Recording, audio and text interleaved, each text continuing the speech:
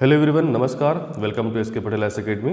छत्तीसगढ़ लोक कला और संस्कृति क्लास में मैं बीके पटेल आप लोगों का फिर से वेलकम करता हूं। आज की क्लास में हम लोक नाट्य की श्रृंखला को आगे बढ़ाते हुए जनजातीय लोक नाट्य का अध्ययन करने वाले हैं, जिसके अंतर्गत हम 4 प्रमुख लोक नाट्यों का अध्ययन करेंगे। सबसे पहले हम देखेंगे भतरा नाट के बारे में, जो कि बस्तर क्षेत्र की भतरा जनजाति में जो है वो प्रचलित प्रमुख लोक नाट्य है। इसके बाद हम देखेंगे मुड़िया जनजाति का एक प्रमुख लोक नाट्य जिसको माओ पाटा के नाम से जाना जाता है। कोरकू जनजाति का लोक नाट्य अध्ययन करेंगे जिसको खम्ब श्वांग कहा जाता है। और मैदानी क्षेत्रों के आदिवासियों के द्वारा कृष्ण लीला से जुड़ा हुआ एक लोक नाट्य किया जाता है जिसको दहीकांदो के नाम से जो है वो जाना जाता है। तो आज की क्लास में हम भतरा नाट, माओ पाटा, खम्ब स्वांग और दहीकांदो, ये जो 4 प्रमुख लोक नाट्य हैं जिनसे हमेशा से प्रश्न बनते हैं, उनके बारे में जो है वो अध्ययन करेंगे। तो चलिए बिना देर किए आज की क्लास शुरू करते हैं। और सबसे पहले हम अध्ययन करते हैं आपका भतरा नाट का। ठीक है, देखिए भतरा शब्द से ही ये समझ में आता है कि कहीं ना कहीं ये लोक नाट्य भतरा जनजाति से संबंधित है। ठीक है, देखिए बस्तर क्षेत्र में जो उड़ीसा से लगा हुआ आपका एरिया है, वहाँ पे भतरा जनजाति निवास करती है। और इस भतरा जनजाति में भतरा नाट्य का जो है वो आपका प्रचलन है। चूँकि यह जो भतरा नाट है ये उड़ीसा से बस्तर में आया है, इसीलिए इसको उड़िया नाट भी कहा जाता है। आपने मैपिंग जो है वो आपका अच्छे से पढ़ा हुआ है, फिर भी मैं एक थोड़ा सा आपको इमेजिन करा लेता हूँ। जैसे कि ये हमारा आपका छत्तीसगढ़ का हमने एक मैप बना लिया।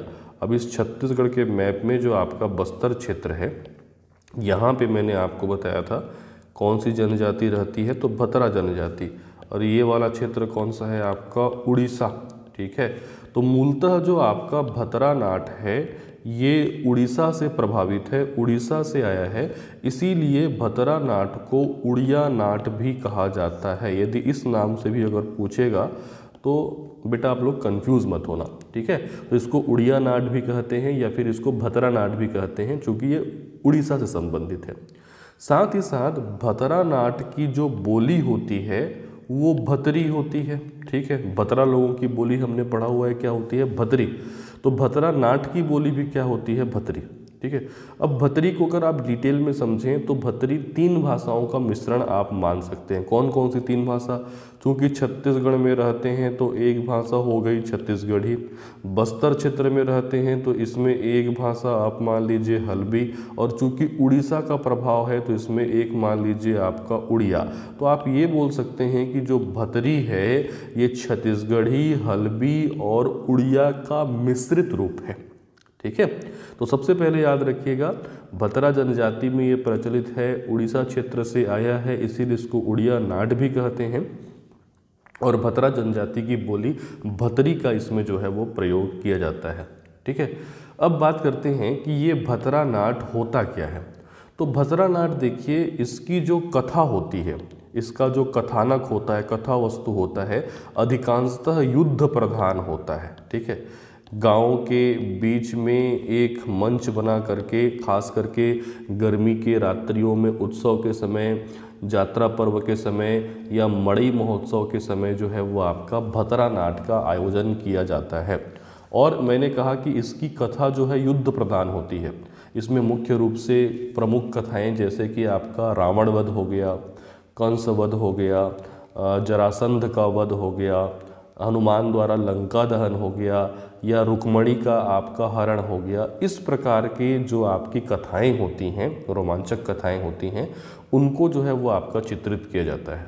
ठीक है, भतरा नाट की खासियत ये है कि इसकी जो सजावट होती है, लाइटिंग वगैरह होती है, कलाकारों की जो वेशभूषा होती है, वो बहुत ही भव्य, महंगी और आकर्षक होती है।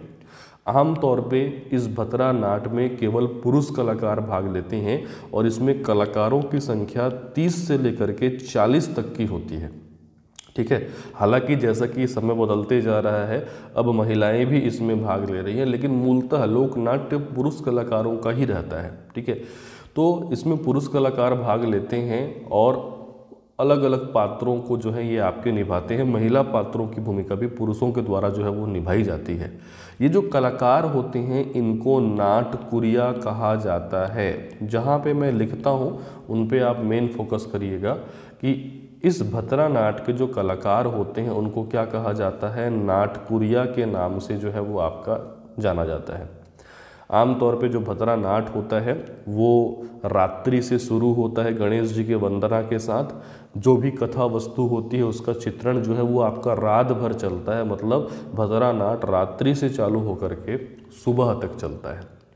भतरा नाट को बस्तर का जो है आपका संपूर्ण विकसित विधा का लोकनाट्य कहा जाता है।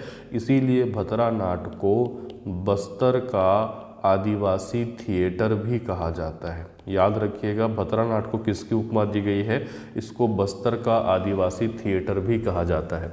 तो इतनी बातें आपको भतरा नाट के बारे में याद रखनी है। एक बार प्रमुख बिंदुओं से फिर आपको मैं रूबरू करा देता हूँ। सबसे पहले तो आप याद रखिएगा बेटा कि भतरा नाट किस जनजाति में प्रचलित है, तो भतरा जनजाति में प्रचलित है। किस क्षेत्र में प्रचलित है, तो बस्तर क्षेत्र में प्रचलित है। कहाँ से प्रभावित है, तो उड़ीसा से प्रभावित है। उड़ीसा से प्रभावित होने के कारण भतरा नाट को उड़िया नाट भी कहा जाता है। इसी के चलते इस भतरा नाट की बोली क्या होती है, भतरी होती है। ठीक है, मैंने कहा कि भतरा नाट की जो अधिकांश कथाएं होती हैं, जो कथानक होता है वो कैसा होता है, युद्ध प्रधान होता है। इसमें कलाकारों की जो वेशभूषा होती है वो भव्य और क्या होती है, महंगी होती है। आम तौर पे पुरुष कलाकार ही भाग लेते हैं और इन पुरुष कलाकारों को किस नाम से जाना जाता है, नाटकुरिया के नाम से जाना जाता है। ये कुछ प्रमुख बिंदुएं हैं इसके बारे में जो आपको याद रखनी है। फिर सामान्यतः मैं आपको बता दिया कि इसमें विभिन्न प्रकार के जो है आपका कहानियों का चित्रण किया जाता है। रात्रि से ये शुरू होता है और सुबह तक जो है वो आपका चलता है। तो चलिए इसको एक बार लिख लेते हैं, फिर उसके बाद आपको ये एक बार रिवाइज हो जाएगा। तो सबसे पहले आपको याद रखना है कि भतरा नाट जो है वो किस जनजाति में प्रचलित है, तो बस्तर की भतरा जनजाति में प्रचलित, बस्तर की भतरा जनजाति में प्रचलित। साथ ही साथ याद रखिएगा यह उड़ीसा से बस्तर में आया है। यह उड़ीसा से बस्तर में आया है, अतः इसे उड़िया नाट भी कहते हैं। यह बस्तर क्षेत्र में कहाँ से आया है, उड़ीसा से आया है, इसलिए इसको उड़िया नाट भी कहा जाता है। इस नाट्य की बोली भतरी होती है। ठीक है, और मैंने बताया कि भतरी जो है वो छत्तीसगढ़ी और हल्बी का मिश्रित रूप है, जिसमें उड़िया का भी जो है वो आपका प्रभाव दिखाई देता है। ठीक है, इसमें मुख्यतः पुरुष कलाकार भाग लेते हैं। ठीक है, 30 से 40 तक जो है इसमें कलाकार रहते हैं और यही पुरुष कलाकार ही जो है वो आपकी महिलाओं की भूमिका भी निभाते हैं। और इन कलाकारों को नाटकुरिया कहा जाता है। इन कलाकारों को नाटकुरिया कहते हैं। ठीक है, साथ ही साथ एक फैक्ट आप और भी याद रखिएगा कि गणेश जी की वंदना करना, जो आपका चौकड़ विदूषक वगैरह होता है उनका जो है आपका एक टेढ़ी हुई लकड़ी लेकर के प्रवेश करना, तो बहुत सारे जो आपके पात्र और बहुत सारे जो चरित्र चित्रण इस भतरा नाट में किए जाते हैं वो समानता रखते हैं भरत मुनि के नाट्य शास्त्र से। ठीक है। नाट्य शास्त्र की रचना किसके द्वारा की गई है? भरत मुनि के द्वारा की गई है। और इसी भरत मुनि के नाट्य शास्त्र की बहुत सारी बातें जो है इस भतरा नाट में दिखाई देती हैं। इसीलिए भतरा नाट को भरत मुनि के नाट्य शास्त्र से प्रभावित, भरत मुनि के नाट्य शास्त्र से उत्प्रेरित भी माना जाता है। तो ये फैक्ट भी आप याद रखिएगा, इसे भरत मुनि के नाट्य शास्त्र से उत्प्रेरित माना जाता है। इसे भरत मुनि के नाट्य शास्त्र से जो है वो उत्प्रेरित माना जाता है। ठीक है। नाट्य की वेशभूषा आकर्षक एवं महंगी होती है ना। नाट्य की जो आपकी वेशभूषा है भव्य, आकर्षक एवं क्या होती है? महंगी होती है। साथ ही मैंने कहा कि ये बस्तर क्षेत्र के लोक नाट्य की एक संपूर्ण विधा के रूप में देखी जाती है, इसीलिए इसको बस्तर का आदिवासी थिएटर भी कहते हैं। ठीक है। इसे बस्तर का आदिवासी थिएटर भी कहा जाता है ना। इसे बस्तर का आदिवासी थिएटर भी कहा जाता है। और याद रखिएगा कि यह नाट्य रात भर चलता है। ठीक है। मतलब रात्रि से शुरू होता है और सुबह तक जो है वो आपका चलता है। साथ ही याद रखिएगा कि इसकी कथा युद्ध प्रधान होती है ना। कैसी कथा होती है? युद्ध प्रधान कथा जो है इसमें होती है। ठीक। तो इतनी बातें आपको भतरा नाट के विषय में याद रखनी है। भतरा जनजाति में प्रचलित है, बस्तर क्षेत्र का प्रमुख लोक नाट्य है, बस्तर का थिएटर भी कहते हैं।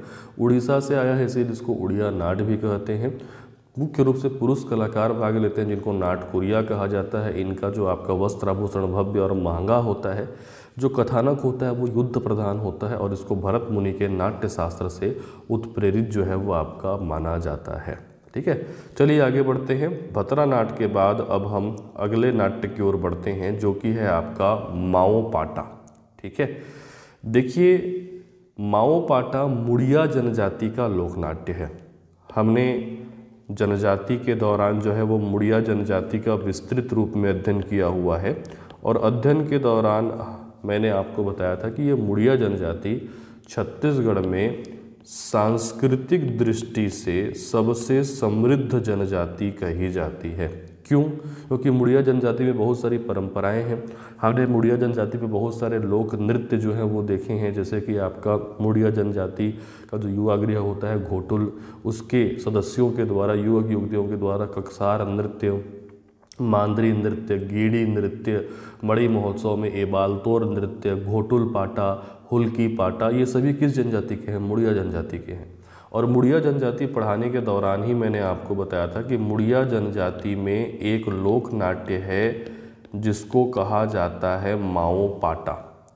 देखिए, गोंडी भाषा में यदि देखा जाए, ठीक है, तो इस गोंडी भाषा में माओ का मतलब होता है गौर। ठीक है। और पाटा का मतलब होता है नृत्य। ठीक है। एक्चुअल में माओ का मतलब कोई जंगली पशु होता है जिसको आम तौर पे चित्रित किया जाता है जो गौर के रूप में, या फिर जंगली भैंसा के रूप में, या फिर सांभर के रूप में। तीनों अलग अलग पशु हैं। ठीक है। माओ अर्थात आपका जंगली भैंसा से समानता रखने वाला पशु गौर हो गया, जंगली भैंसा हो गया, सांभर वगैरह हो गया।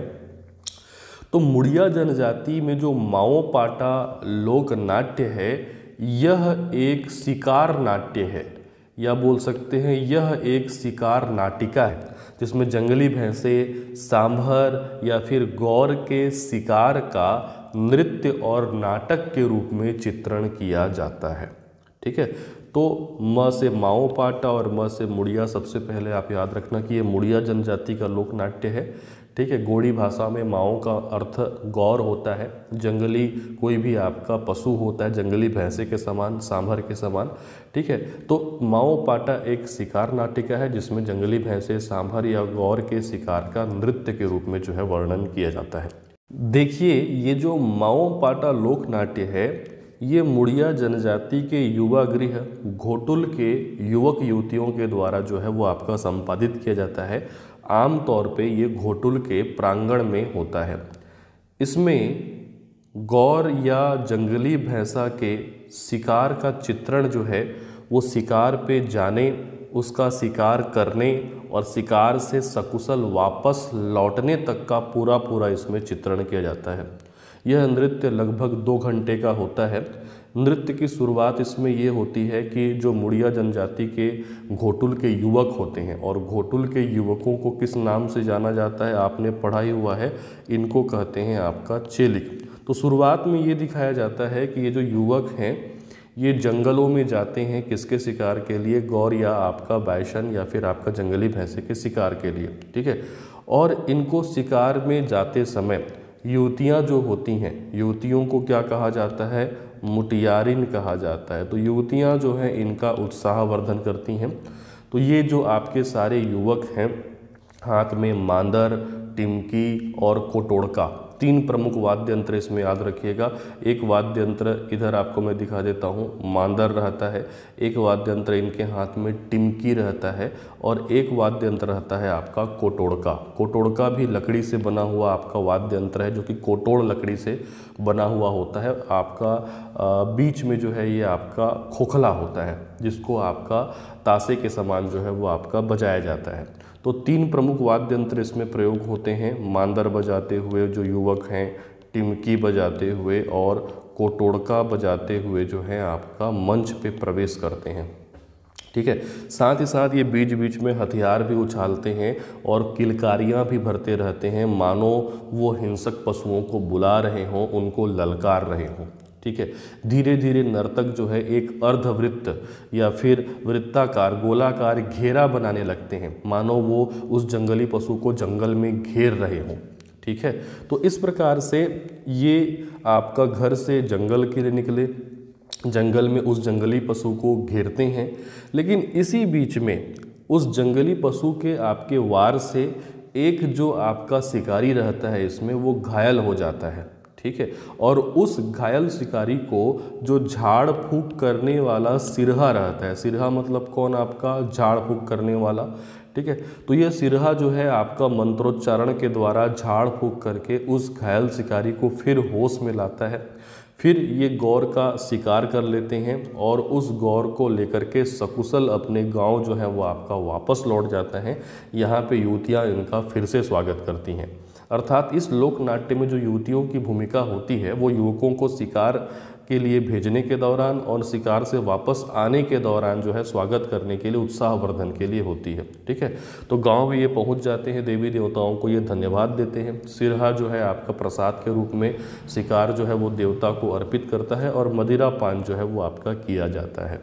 तो इस प्रकार से पूरे के पूरे गौर या बायसन या जंगली भैंसे के शिकार का एक नाटक के रूप में वर्णन करना माओ पाटा कहलाता है, ठीक है। तो याद रखिएगा, प्रमुख बिंदुओं को मैं यहाँ पे समझा देता हूँ। मुड़िया जनजाति का लोक नाट्य है माओ पाटा, जो कि एक शिकार नाट है, जिसमें जंगली भैंसे, गौर या सांभर के शिकार का जो है वो आपका नाटक के रूप में वर्णन किया जाता है।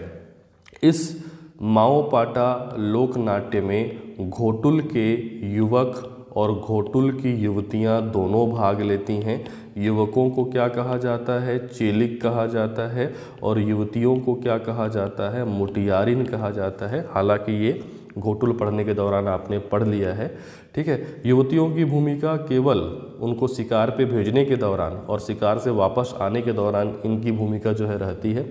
फिर शिकार का चित्रण मैंने आपको बता दिया कि किस प्रकार से वो मांदर, टिमकी, कोटोड़का बजाते हुए मंच पे प्रवेश करते हैं, हथियार भी उछालते रहते हैं, चिल्लाते भी रहते हैं, किलकारियाँ भी भरते रहते हैं, जैसे कि वो जंगली पशुओं को बुलाते हैं। फिर ये वृत्ताकार घेरा बनाने का एक जो है आपका नाटक करते हैं, जैसे कि उस गौर पशु को घेरा जा रहा हो, इस बीच में एक जो आपका शिकारी है वो घायल हो जाता है, जिसको मंत्रोच्चारण के द्वारा कौन ठीक करता है, सिरहा। ये वर्ड जरूर याद रखिएगा, माओ पाटा में सिरहा की अहम भूमिका होती है, यही मंत्रोच्चारण करके घायल शिकारियों को ठीक करता है। फिर ये गौर का शिकार कर लेते हैं, सकुशल जो है अपने गांव वापस आ जाते हैं, जहाँ पे युवतियाँ इनका फिर से क्या करती हैं, स्वागत करती हैं। तो चलिए देखते हैं इनके प्रमुख बिंदुओं को जो आपको एग्ज़ाम के पॉइंट ऑफ व्यू से याद रखने हैं। सबसे पहले तो आप जनजाति ही याद रखिए, किस जनजाति का है, तो यहाँ पे याद रखिएगा कि यह मुड़िया जनजाति की शिकार नाटिका है।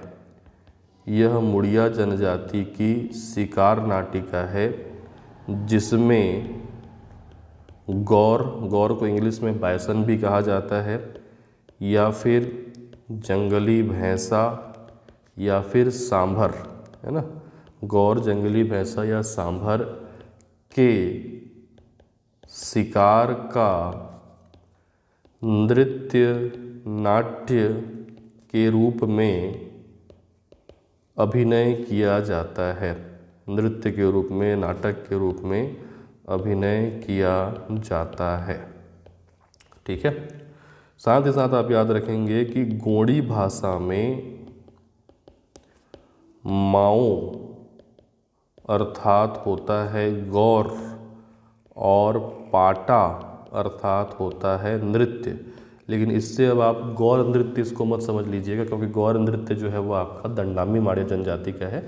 ये गौर के शिकार का नृत्य है और नृत्य के साथ साथ इसमें नाटक है। गौर नृत्य केवल नृत्य होता है, जबकि माओ पाटा क्या है, एक नाटक है, पूरा का पूरा आपका अभिनय है। ठीक है। इस शिकार नाटिका में मुड़िया जनजाति का जो युवा गृह है, घोटुल के युवक जिनको क्या कहा जाता है, चेलिक, एवं घोटुल की जो आपकी युवतियां होती हैं जिनको क्या कहा जाता है, मुटियारिन कहा जाता है। ठीक है। ये दोनों जो हैं आपका भाग लेते हैं। ठीक है। युवक और युवतियां दोनों भाग लेती हैं। क्या भूमिका होती है वो तो मैंने आपको समझा दिया, उतना विस्तार से हम लिख नहीं सकते हैं यहाँ पे। ठीक है। और इसका आयोजन सामान्यतः घोटुल के प्रांगण में होता है, तो ये भी याद रखिएगा कि इसका आयोजन मंच पे भी अभिनीत होता है, लेकिन इसका आयोजन जो है वो सामान्यतः घोटुल के प्रांगण में होता है। ठीक है। साथ ही साथ इसमें एक प्रमुख पात्र की भूमिका याद रखिएगा, जिसको आपका सिरहा के नाम से जाना जाता है। ठीक है। तो इसमें याद रखेंगे कि सिरहा की मुख्य भूमिका होती है। ठीक है। सिरहा की मुख्य भूमिका होती है जो मंत्रोच्चारण के द्वारा या झाड़ फूंक के द्वारा घायल शिकारी को ठीक करता है या घायल शिकारी को होश में लाता है। ठीक है। तो ये सिरहा प्रमुख पात्र हो गया इस माओ पाटा जो है वो आपका लोक नाट्य का। साथ ही साथ इसमें हम याद रख लेते हैं कि माओ पाटा में कौन कौन से जो है आपके वाद्य यंत्र होते हैं। तो वाद्य यंत्रों में जो है आपका मांदर याद रखेंगे, मांदर के साथ साथ इसमें टिमकी होता है, और मैंने एक जो आपका नया वाद्य यंत्र बताया वो क्या होता है आपका कोटोड़का। तो ये तीन प्रमुख वाद्य यंत्र याद रखेंगे, मांदर, टिमकी और कोटोड़का। तो इतनी बातें आपको माओ पाटा लोक नाट्य के बारे में जो है वो याद रखनी है। ये मुड़िया जनजाति का एक शिकार नाट्य है। माओ पाटा के बाद अब हम आगे बढ़ते हैं और इसके बाद देखते हैं कोरकू जनजाति में प्रचलित जो है लोक नाट्य, जिसको कहा जाता है आपका खम्ब स्वांग। ठीक है। कोरकू जनजाति जो मुख्य रूप से छत्तीसगढ़ का जो आपका जशपुर वाला क्षेत्र है, यहाँ पे ये जनजाति निवास करती है। और कोरकू जनजाति को समूह में रहने वाला जनजाति या जमीन खोदने वाला जनजाति जो है वो आपका कहा जाता है। कोरकू जनजाति पढ़ाने के दौरान मैंने आपको बताया था कि कोरकू जनजाति में दो प्रमुख लोक नृत्य प्रचलित हैं, जिसमें से एक है बेटा थापटी और दूसरा क्या है आपका ढांडल। थापटी जो है वो चैत्र बैसाख में किया जाता है, ढांडल जो है वो आपका जेठ आषाढ़ में किया जाता है। साथ ही साथ हमने ये भी देखा था कि इस जनजाति में एक लोक नाट्य प्रचलित है जिसको खम्भ स्वांग कहा जाता है। देखिए, खम्भ स्वांग दो शब्दों से मिलकर के बना है, खम्भ और स्वांग। ठीक है, खम्भ का मतलब होता है खंभा, ठीक, और स्वांग का मतलब होता है नाटक करना, प्रहसन करना। अर्थात एक खंभे के आसपास किया गया प्रहसन या एक खंभे के आसपास किया जाने वाला जो आपका नाटक होता है उसी को कहा जाता है आपका खम्भ स्वांग। देखिए, कोरकू जनजाति जो है वो रावण के पुत्र मेघनाथ को अपना संरक्षक मानती है। कोरकू जनजाति में जनश्रुतियों के अनुसार, कहानियों के अनुसार ये कहानी प्रचलित है कि एक बार लंकापति रावण के पुत्र मेघनाथ ने कोरकुओं को एक बड़ी विपत्ति से बचाया था। तब से कोरकू जनजाति मेघनाथ को अपना संरक्षक मानती है और मेघनाथ की पूजा आराधना करती है। ठीक है, तो कोरकू जनजाति में गांव के बीचों बीच में एक मेघनाथ खंभ, प्रतीक स्वरूप मेघनाथ का एक खंभा या मेघनाथ खंभ स्थापित किया जाता है और इसी मेघनाथ खंभ के चारों ओर अलग अलग प्रकार का जो प्रहसन, अलग अलग प्रकार का जो नाटक किया जाता है उसी को कहते हैं खंभ स्वांग। ठीक है, अब ये जो आपका खंभ स्वांग होता है ये प्रत्येक रात्रि को होता है। ठीक है, लगातार कई दिनों तक चलता है। इसकी शुरुआत होती है कुंवार नवरात्रि से। कुंवार महीने का जो नवरात्रि होता है जिसमें 9 दिनों तक दुर्गा पूजा होती है, दशहरा भी होता है, तो इसी कुंवार नवरात्रि से ये चालू होता है और कुंवार से ये जाता है कार्तिक तक। इसमें दीपावली भी शामिल रहता है, फिर दीपावली से आगे बढ़ जाता है आपका शुक्ल पक्ष के एकादशी तक, जिसको कार्तिक प्रबोधनी एकादशी कहते हैं। ठीक है, तो ये आप इसका ड्यूरेशन याद रखिएगा कि जो आपका खंभ स्वांग है ये कुंवार नवरात्रि से चालू होकर के कार्तिक प्रबोधनी एकादशी तक चलता है। मोटा मोटा आपका महीने भर जो है ये आपका चल रहा है। ठीक है, तो कुंवार नवरात्रि से चालू होकर के कार्तिक माह में आपका जो देवउठनी एकादशी होती है या कार्तिक शुक्ल पक्ष एकादशी भी जिसको कहते हैं, जिस दिन गन्ना पूजा होता है, उसी कार्तिक प्रबोधनी एकादशी तक ये आपका चलता है और हर रात्रि को ये चलता है। अलग अलग प्रकार का इसमें जो है आपका नाट्य या आपका प्रहसन जो है वो किया जाता है। तो याद रखिएगा, खंभ स्वांग किस जनजाति का है? कोरकू जनजाति का है। खंभे के आसपास किया जाने वाला प्रहसन क्या कहलाता है? आपका खंभ स्वांग कहलाता है। गांव के बीचों बीच में मेघनाथ खंभ की स्थापना की जाती है और कुंवार नवरात्रि से लेकर के आपका कार्तिक प्रबोधनी एकादशी तक प्रत्येक रात्रि को जो है ये आपका किया जाता है। तो चलिए इसके प्रमुख बातों को जो है वो आपका लिख लेते हैं। सबसे पहले तो याद रखिए कि यह कोरकू जनजाति में प्रचलित लोक नाट्य है। कोरकू जनजाति में प्रचलित लोक नाट्य, ठीक है। और जैसा कि मैंने आपको बताया कि खंभ मतलब होता है खंभा और स्वांग मतलब किया जाने वाला आपका प्रहसन या नाटक। अर्थात खंभ स्वांग का अर्थ क्या हो गया? खंभ स्वांग का अर्थ है खंभे के आसपास किया जाने वाला स्वांग, अर्थात नाटक या कोई प्रकार का प्रहसन। ठीक है, तो खंभे के आसपास किया जाने वाला नाटक क्या कहलाता है? खंभ स्वांग। साथ ही साथ इसकी आयोजन तिथि याद रखिए क्योंकि ये कई दिनों तक चलता है, रात्रि में ही चलता है। तो ये कुंवार नवरात्रि से लेकर के कार्तिक प्रबोधनी एकादशी तक चलता है। कुंवार नवरात्रि से कार्तिक प्रबोधनी एकादशी तक। ठीक है, कुंवार नवरात्रि से कहाँ तक चलता है?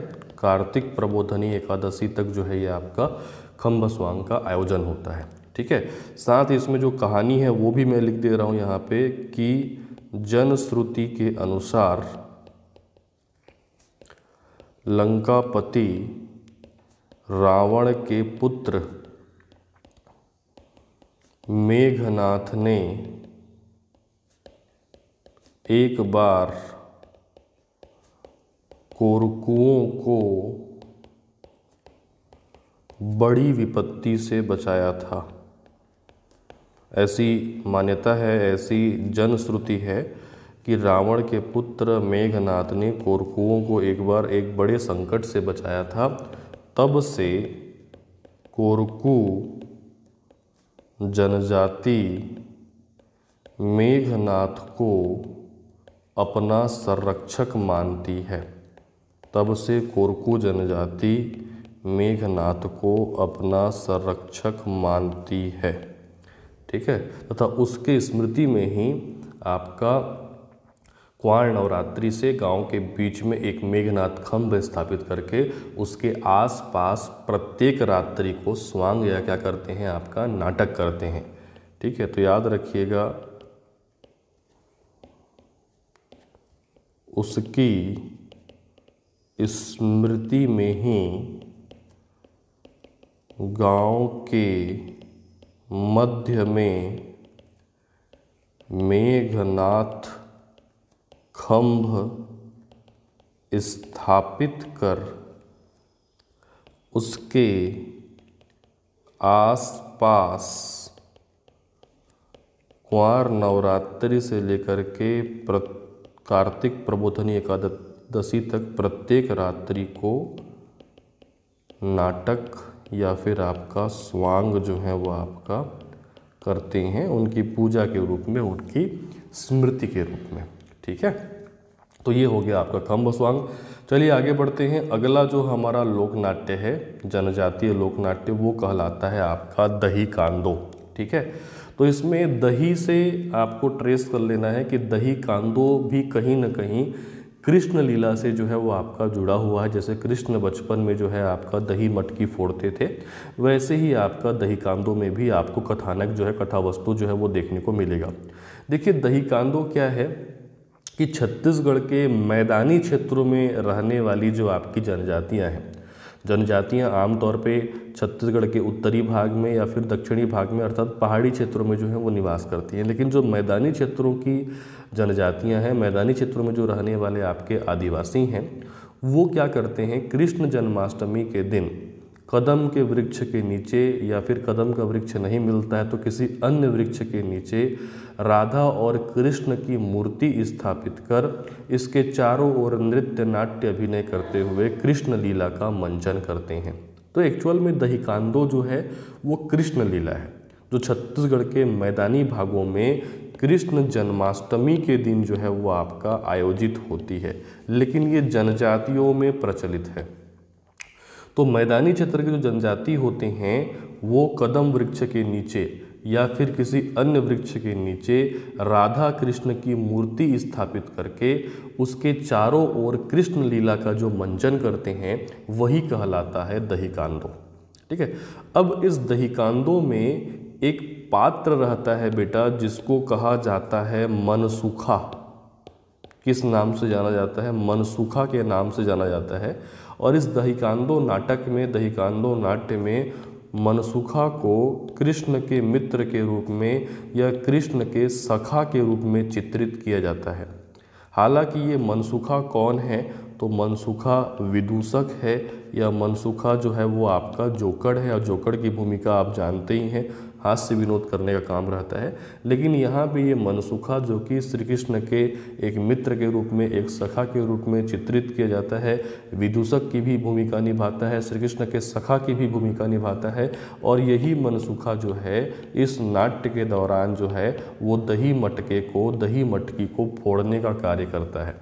तो दही कांदो में प्रमुख पात्र कौन हो गया? दही कांदो में प्रमुख पात्र हो गया आपका मनसुखा, जो कि विदूषक या जोकड़ भी है, श्री कृष्ण का सखा भी है, और यही इसी के द्वारा जो है वो दही मटकी जो है वो आपका फोड़ा जाता है।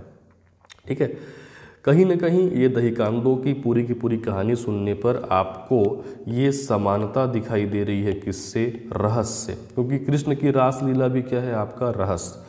तो दहीकांदों को रहस, लोक नाट्य और कर्मा लोक नृत्य का मिश्रण माना जाता है।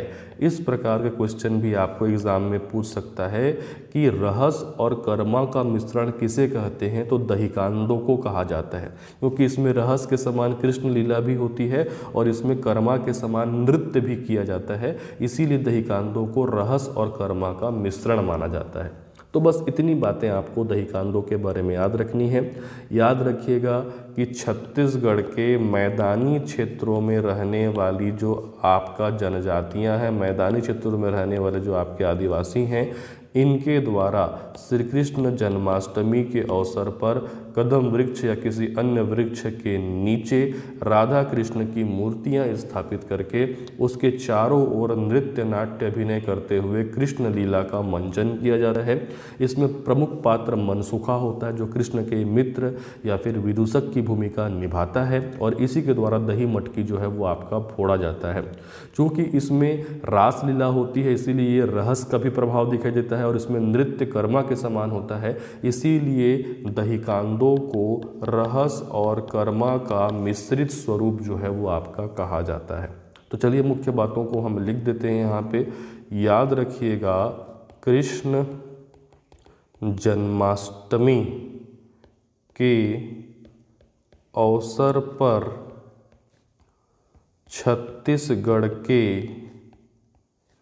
मैदानी भागों में निवासरत जनजातियों द्वारा, छत्तीसगढ़ के मैदानी क्षेत्रों में निवासरत जनजातियों द्वारा कदम्ब या किसी अन्य वृक्ष के नीचे, कदम्ब या किसी अन्य वृक्ष के नीचे राधा कृष्ण की मूर्ति स्थापित कर, राधा कृष्ण की मूर्ति स्थापित कर इसके चारों ओर, इसके चारों ओर नृत्य नाट्य करते हुए कृष्ण लीला का मंचन किया जाता है। इसके चारों ओर नृत्य नाट्य करते हुए कृष्ण लीला का मंचन किया जाता है। ठीक है, अब इसमें मनसुखा की भी भूमिका याद रख लीजिए। इसमें मनसुखा, इसमें मनसुखा नामक पात्र कृष्ण के सखा एवं विदूषक अर्थात जोकर की भूमिका निभाता है तथा इसी के द्वारा